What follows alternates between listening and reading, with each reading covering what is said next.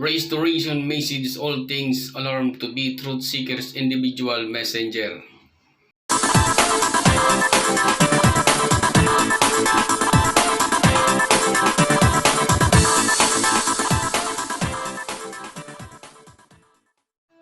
Restoration message all things alarm to be truth seekers individual messenger. In Acts chapter 3 verse 19, repent ye therefore and converted that your sins may blotted out. The times of refreshing shall come from the presence of the Lord. Pag sinabing repent, ye or you, saan ka magsisisi? Doon sa mga kasalanan mo? Dahil kung hindi ka magsisisi, hindi ka makukonverted. Pag sinabing be converted, pagbabalik loob sa Diyos, hindi ka makararating sa pagbabalik loob sa Diyos kung hindi ka magsisisi. Pero kung magsisi ka, makababalik ka sa Diyos. So when the time of refreshing shall come from the presence of the Lord, doon magaganap ang restoration. Yung pagkakamali mo mawawala doon. Magaganap na buksan ng Diyos ang iyong mga mata upang makita mo ang iyong mali sa pagtangi mo sa mensahe ng Diyos. Ang tanong, nung dumating ang mensahe ng Godhead, baptism in the name, pronunciation name, Sabbath, 7 church ages, Malachi 4:5-6, Melchizedek, 7th week of Daniel, Revelation 10:7, and etc. Nagkaroon ba ng restoration all things? Or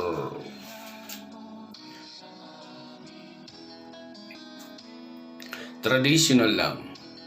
Sinaliksik mo ba or sinuri? Jesus said, if you think that you have life, search the scripture. If you think you have life. Sabi ni Jesus Christ, my sheep hear my voice. Did you hear? Ibig sabihin, kung hindi niya pakipakinggan, hindi nga siya ang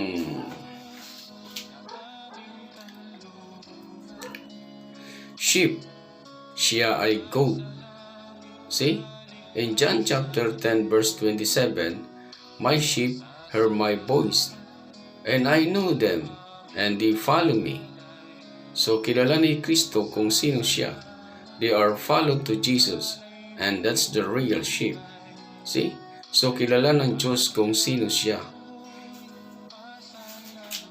Hindi makakapagtago sa mata ng Diyos. Kilala siya, just like when Jesus Christ called the 12 apostles, and he know who is traitor and who is real apostles and traitors to the message of God. Bakit ganon ang nangyayari sa kanila? Just read chapter 2 verse 9. Even him words coming in is after the working of Satan with all powers and sign and lying wonders. Sino ito? Sila who is coming after the working of Satan. Ito ang mga ngaral na nagturo ng maling aral, linihis nila. Ang katotohanan pinakita nila ng aral ng kasinungalingan sa harap ng Diyos. Labutan kayo sa ganitong klaseng mga ngaral na gumaganap at nag-manifest at may kapangyarihan ito at sign and wonders. Wonders for lying? See.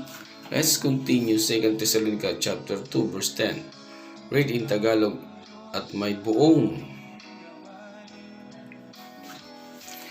daya ng kalikuan sa nangapapahamak sapagkat hindi nila tinanggap ang pag-ibig sa katotohanan upang sila'y mga ligtas.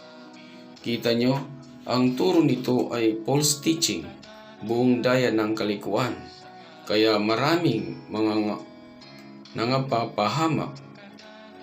Ang tanong, bakit sila nangapahamak? Sapagkat hindi nila tinanggap ang pag-ibig sa katotohanan upang sila'y maligtas. Imbis na alamin nila ang katotohanan, ano ang kanilang ginawa?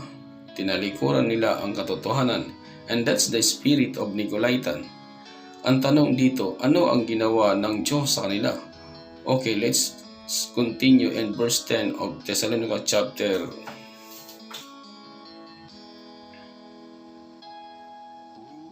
10, Tagalog.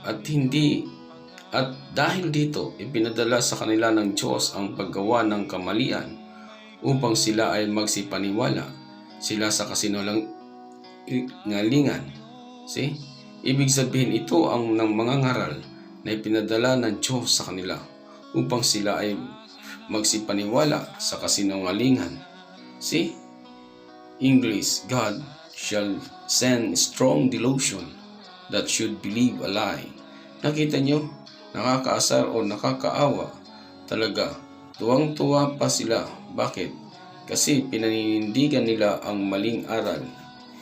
Imbis na ma-restore sila patungo sa katotohanan, tinanggihan nila, hindi man lang sinaliksik kung ito ba'y mali o tama.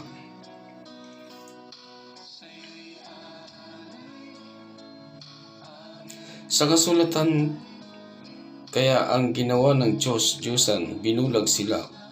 Okay, let's read 2 Corinthians chapter 4 verse 4. In English, whom the God of this world had blinded the minds of them which believe not, lest the light of the glorious gospel of Christ, who is the image of God, should shine. And to them in Tagalog, 2 Corinthians chapter 4 verse 4, na binulag ng Diyos ng sanlibutan ito mga pag-iisip ng mga hindi nagsisampalataya upang sa kanila ay huwag sumilang ang kaliwanagan ng ebanghelyo ng kaluwalhatian ni Kristo na siyang larawan ng Diyos. Kita nyo? Nang makita ni Satanas na tinanggihan nila ang katotohanan, binulag sila. Ang kanilang pag-iisip upang magsipaniwala sila sa maling aral. Kaya ang tanong, paano sila tatanggap ng restoration? See? Kaya nga sabi ni Kristo, my sheep hear my voice, and I know them, and they follow me. Amen.